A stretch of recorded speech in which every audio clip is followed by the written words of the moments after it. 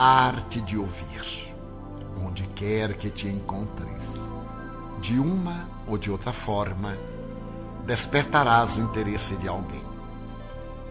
Algumas pessoas poderão arrolar-te como antipático e até buscarão hostilizar-te. Outras se interessarão por saber quem és e o que fazes. Inúmeras, no entanto, te falarão, intentando relacionamento fraterno. Cada qual sintonizará contigo dentro do campo emocional em que estagia.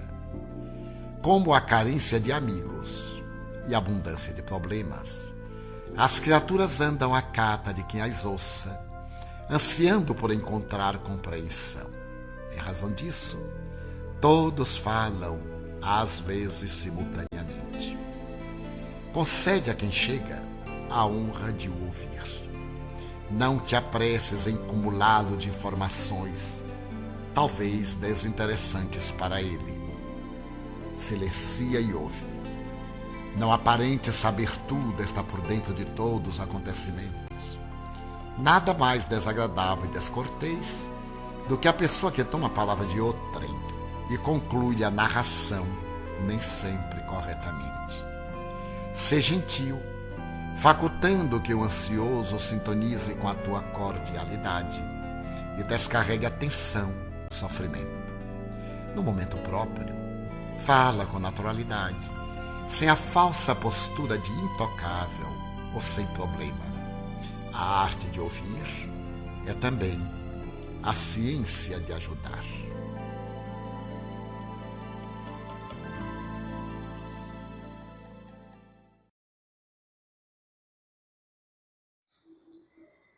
Irmãos e irmãs, que a paz de Jesus esteja agora e sempre em nossas almas.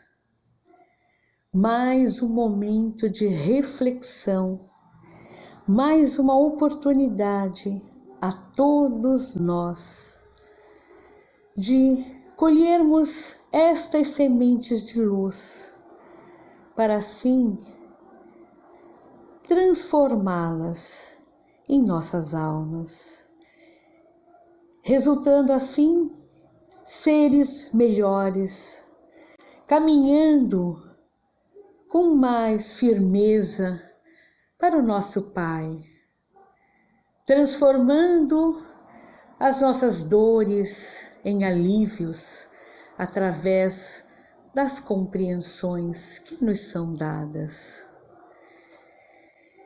E hoje, a reflexão é sobre o capítulo 1, Eu não vim destruir a lei. E peço licença para ler um pequeno trecho. Não penseis que vim destruir a lei ou os profetas. Eu não vim destruí-los, mas dar-lhes cumprimento. Porque eu vos digo em verdade que o céu e a terra não passarão antes que tudo o que está na lei seja cumprido perfeitamente, até um único J e um só ponto. São Mateus, capítulo 5, versículos 17 e 18. E dessa maneira, o que podemos compreender? Que o Espiritismo ele não vem anular ou jogar fora, desfazer do Novo Testamento ou do Velho Testamento. Ele não vem desfazer de nenhuma palavra daqueles nossos irmãos que nos antecederam, irmãos compromissados com o nosso Pai e que trouxeram as palavras que eram de conforme naquela atualidade, naquele tempo, e que precisava-se de tanta rigidez para que pudessem assim compreenderem. E o tempo foi passando até que chega o Espiritismo.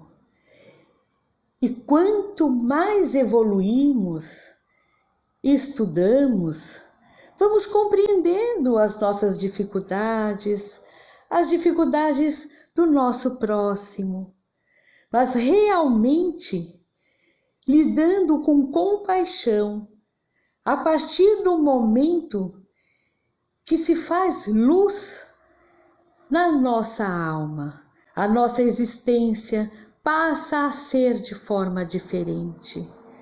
Quando realmente trilhamos sob a luz da verdade, do amor, da esperança, da compaixão, vivemos assim, sem o julgamento. Mas como podemos fazer isso? Fazermos como Jesus. Vejam, quando ele passou aqui. Porque o nosso mestre, ele é a síntese de Deus. Ele viveu o amor. Ele deixou este amor fazer vida, morada no seu ser, na sua alma, quando esteve aqui, porque em espírito ele já havia compreendido os desígnios do nosso Pai. Ele foi obediente pelo seu livre-arbítrio e assim veio servir com complexos trabalhos em ser o governador do nosso planeta.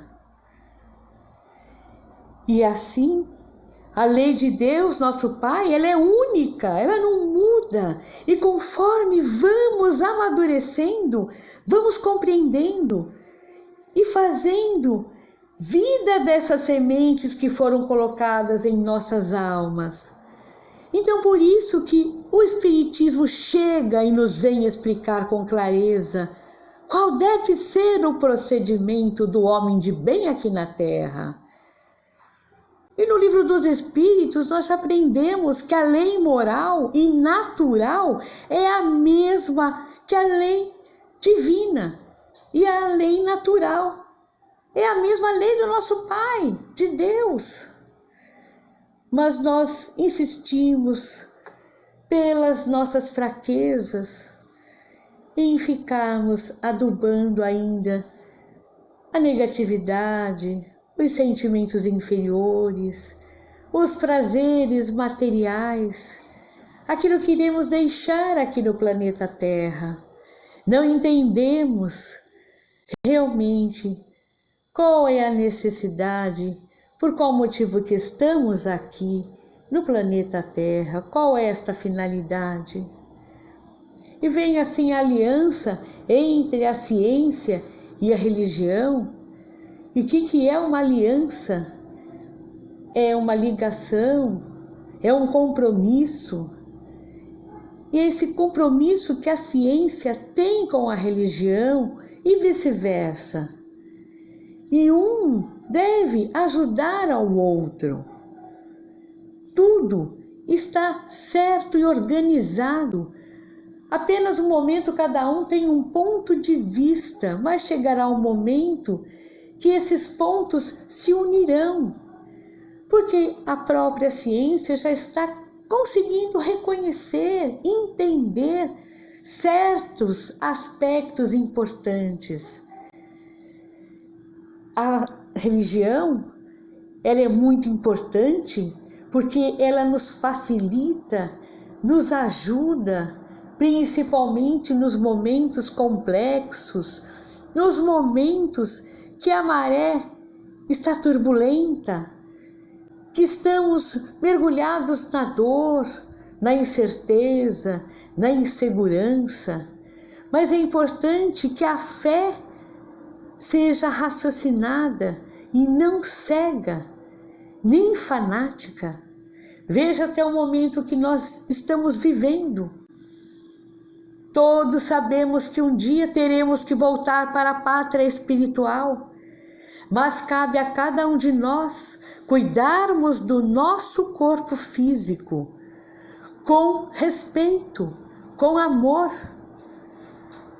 para que assim possamos usá-lo aqui no planeta Terra de uma forma digna.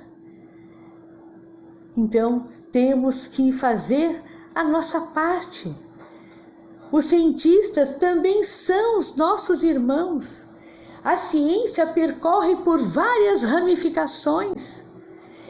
E os nossos irmãos cientistas foram criados com compromissos para também entenderem estas leis de Deus, nosso Pai.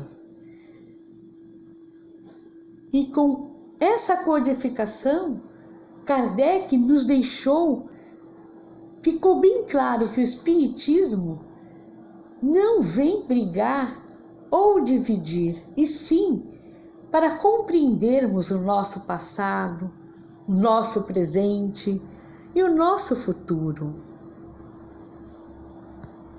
Eu vou ler mais um trechinho aqui das Instruções dos Espíritos da Nova Era, um trecho que eu achei pertinente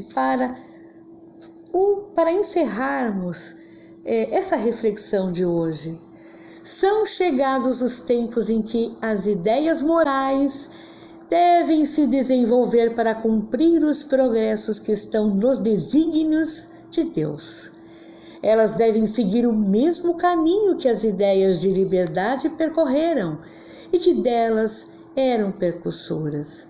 Mas não é preciso crer que esse desenvolvimento se fará sem lutas. Não, elas têm necessidade para atingir a maturidade de abalos e de discussões, a fim de que atraiam a atenção das massas. Uma vez fixada a atenção, a beleza e a santidade da moral impressionarão os espíritos, e eles se interessarão por uma ciência que lhes dá a chave da vida futura e lhes abre as portas da felicidade eterna. Foi Moisés quem abriu o caminho. Jesus continuou a obra e o Espiritismo a arrematará.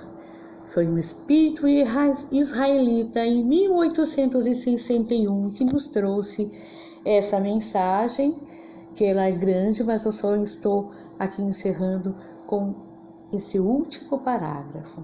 Então, que nós possamos aproveitar as oportunidades que nos são dadas pelo nosso Pai, aprofundando mais e mais nos ensinamentos, respeitando a todos os nossos irmãos de todos os credos, porque todos os credos têm o seu valor.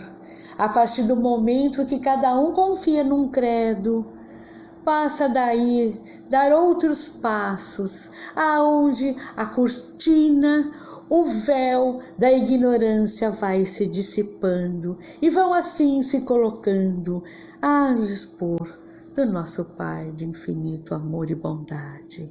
Muita paz a todos.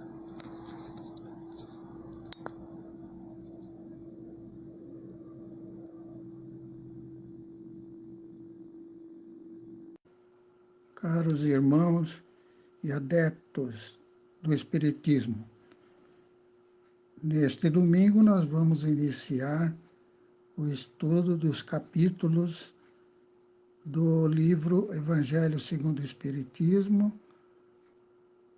começando pelo capítulo 1, Eu não vim destruir a lei. Vamos ler essa passagem que está em Mateus, dita por Jesus. Não penseis que vim destruir a lei ou os profetas. Ou eu não vim destruí-los, mas dar-lhes cumprimento, porque eu vos digo em verdade que o céu e a terra não passarão antes que tudo o que está na lei não seja cumprido perfeitamente, até um único J e um só ponto. Muito bem. Então, são palavras ditas por Jesus que ele não veio destruir a lei. Então, o que é que ele fez? Ele veio cumprir a lei e adaptá-la para desenvolvê-la também, para que ela possa servir ao adiantamento das pessoas e torná-la apropriada para que os homens pudessem se aproximar de Deus. Segundo os ensinamentos do Espiritismo, Deus fez o universo e colocou suas leis já fixas e imutáveis, que se constituem na sua vontade. Acabou. Então, nós não podemos esperar que Deus modifique, porque seria modificar a sua própria vontade. O que existe é o cumprimento dessas leis, as leis que nós chamamos leis naturais. Como o homem que parte do seu estágio mais primitivo para evoluir em direção a Deus, precisa progredir, trabalhar, que é uma das leis de Deus, a lei do trabalho, progredir, melhorar espiritualmente, se aproximando de Deus, até chegar na angelitude. O que é isso? Nós não sabemos bem o que é, mas é um estágio em que o espírito chega bem próximo de Deus e adquire a maior felicidade que ele possa adquirir, que é ver o nosso Pai frente a frente. Esse estágio é muito avançado e Jesus já fez referência a ele quando disse aos apóstolos que João Batista, entre os filhos de mulher, quer dizer, entre os homens comuns, era o mais avançado, era o que mais havia progredido. Mas ele é o menor comparado com aqueles que estão no reino de nosso Pai. Ou seja, ele ainda precisava progredir. Agora, imagine nós. Por isso, nós, os espíritas, precisamos nos preocupar com o nosso adiantamento moral e a sabedoria, ou seja, fazer o que o Espírito de verdade nos ensina, que é: espírita, amai-vos e instruir-vos. Nós precisamos, durante a nossa encarnação, nos instruir, ler, aprender com nossos irmãos e amarmos-nos uns aos outros. Mas o homem nem sempre esteve nesse estágio. Nos estágios mais iniciais, o homem era servil, ou seja, escravo no Egito. Nós podemos encontrar isso lendo a Bíblia, e trabalhava como escravo. Ficou ali várias gerações até que Moisés conseguiu a autorização do faraó para que deixasse o Egito e partisse para a terra primitiva. Então, coube a Moisés ensinar aquele povo rude que adquiriu muitos hábitos junto com os egípcios e que precisava se aproximar de Deus. Mas era um estágio muito grosseiro ainda. Por isso, Moisés foi um espírito que esteve entre nós com um trabalho árduo de pegar aqueles homens mais grosseiros e melhorar. Então, Moisés é a primeira revelação, a revelação de Deus. Com os ensinamentos que o povo recebeu na época, o povo ficou achando que Aproximar-se de Deus seria algo muito feliz, seria habitar um país onde tudo era bom, que foi considerada a terra primitiva, mas era um pensamento material, ou seja, a felicidade estava nesse mundo, mas era o que Moisés podia fazer. A atividade de Moisés se resume a 2 tipos de leis. A lei de Deus, que é imutável, são os 10 mandamentos, e a lei mosaica, que era para o povo seguir e estava sujeita às alterações à medida que o povo progredia. Os 10 mandamentos, que são as leis de Deus, nós já conhecemos, às vezes até de outras religiões, que nós podemos resumir. A primeira lei é amar a Deus sobre todas as coisas e não querer copiar, fazer imagem de Deus e das coisas sagradas. A segunda, não tomeis o nome de Deus em vão, coisa que nós ainda, depois de tantos séculos, nós ainda temos o hábito, talvez sem maldade, mas usamos muito o nome do nosso Pai. É o que nós deveremos pensar um pouco, não ficar falando muito em Deus. Se Deus quiser, até é coisa que os judeus atuais, eles respeitam muito o nome de Deus.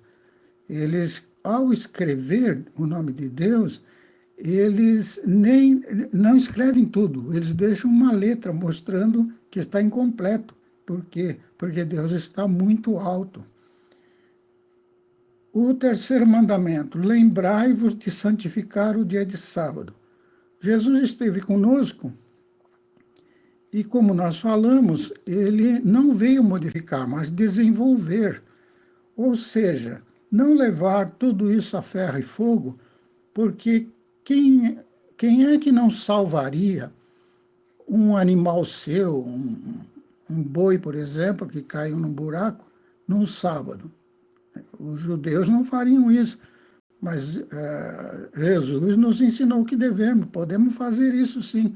Então, nós podemos, que a igreja depois transformou do sábado para o domingo, tanto faz esse dia ou outro, podemos fazer algum serviço sim, em benefício nosso, em benefício dos nossos irmãos. O outro, honrai vosso pai e vossa mãe. Então, isso já é antigo. Cuidar dos nossos pais é um dever nosso. O quinto mandamento, não matareis. O sexto, não cometereis adultério. O sétimo, não furtareis. O oitavo, não prestareis falso testemunho. Muito cuidado, testemunhar falsamente, falar mentira, prejudicar os outros através de uma mentira. E o 9, não desejar a mulher do próximo. E o último, não desejar as coisas do próximo. Essas leis impostas por Moisés, que seriam as leis de Deus, foram cumpridas, e aqueles que não cumprissem estariam sujeitos a não entrar na terra prometida e não ir para o reino de Deus, que para aquele povo seria aqui na própria terra.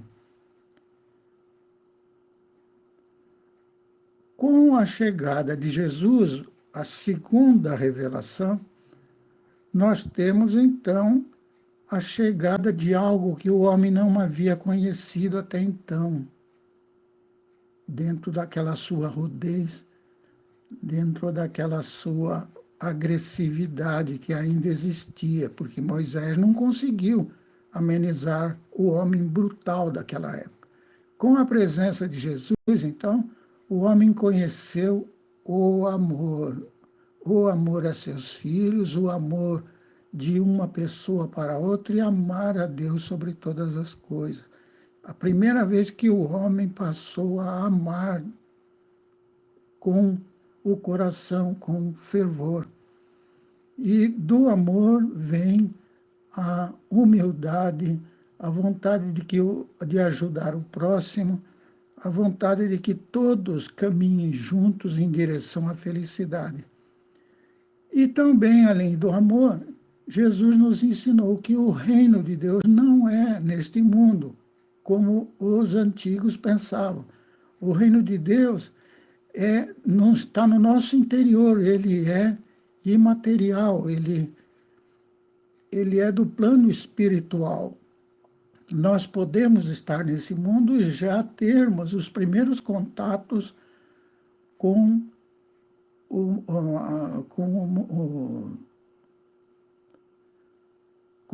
reino de Deus, quando nós sentimos a alegria de servir. Então, o servir nosso irmão nada mais é do que estarmos progredindo espiritualmente, progredindo moralmente. E ao nos apresentarmos no plano espiritual, haveremos de ser bem recebidos, nós seremos considerados heróis, progredimos, os nossos mentores, o nosso anjo da guarda, os nossos guias, que nome a gente quiser usar, vão se sentir orgulhosos, satisfeitos por ter ajudado alguém que conseguiu melhorar. Isso, no plano espiritual, uma grande alegria. E pela parábola dos talentos, aquele que recebeu talentos e soube aplicar aqui na sua encarnação, baseando-se no amor ao próximo, no amor a Deus sobre todas as coisas, na humildade e na bondade, ele soube aproveitar seus talentos e haverá de receber mais ainda.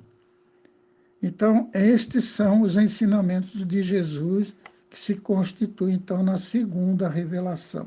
Mas Jesus nos disse que ele não iria dizer tudo, haveria ainda muita coisa que nós iríamos aprender e que ele enviaria o chamado Espírito de Verdade, que iria dizer o que ele disse e muito mais. Para nós, os espíritas, esse é o terceiro advento, o Espiritismo, que veio trazer aos homens novos conhecimentos. O que acontece no plano espiritual? Nós desencarnamos, mas não vamos ficar dormindo, não. Como outros irmãos nossos pensam, que nós vamos ressuscitar no dia do juízo final. Não, nós não pensamos assim. Nós morremos, ou seja, desencarnamos, mas continuamos sendo nós mesmos. Nós não vamos ser melhores nem piores. Nós vamos ser nós mesmos. Eu vou para onde? Para o céu ou para o inferno? Você vai no mesmo lugar em que esteve sempre. O céu e o inferno é construído por nós mesmos, dentro de nós. Então, aquele que teve as alegrias de fazer o bem já está no plano espiritual mais avançado. E aí o Espiritismo, ele se constitui em vários espíritos, que são as vozes do céu, que vieram dizer a nós que as palavras de Jesus são as salvadoras, que nós devemos segui-las e melhorar para que possamos habitar mundos melhores e vamos nos sentir felizes por isso. Então, sem querer ser melhor que outras religiões, nós apenas temos outras formas de ver, de analisar. É o Espiritismo a terceira revelação. E não cabe a um homem só, como aconteceu com Moisés e com Cristo. Cabe aos espíritos que eles não se interessam por nomes. Quando eles se apresentam, nem adianta perguntar qual é o seu nome. Eles não querem saber disso. Não precisa tratar de santo, santíssimo, de ilustríssimo, doutor, não sei o quê. Eles não se interessam por essas coisas que nós aqui damos valor. eles se apresentam com a vontade de ensinar como Jesus fez. Ele veio para nos trazer ensinamentos. Então, os espíritos bondosos que nos visitam, eles vêm trazer ensinamentos, incentivos para que nós continuemos a fazer o bem. Bom, é esse o recado que nós teríamos para dar por hoje. Espero que tenhamos aprendido, aproveitado e termos oportunidades para meditar. Até outra vez e fiquemos todos com Jesus. Assim seja.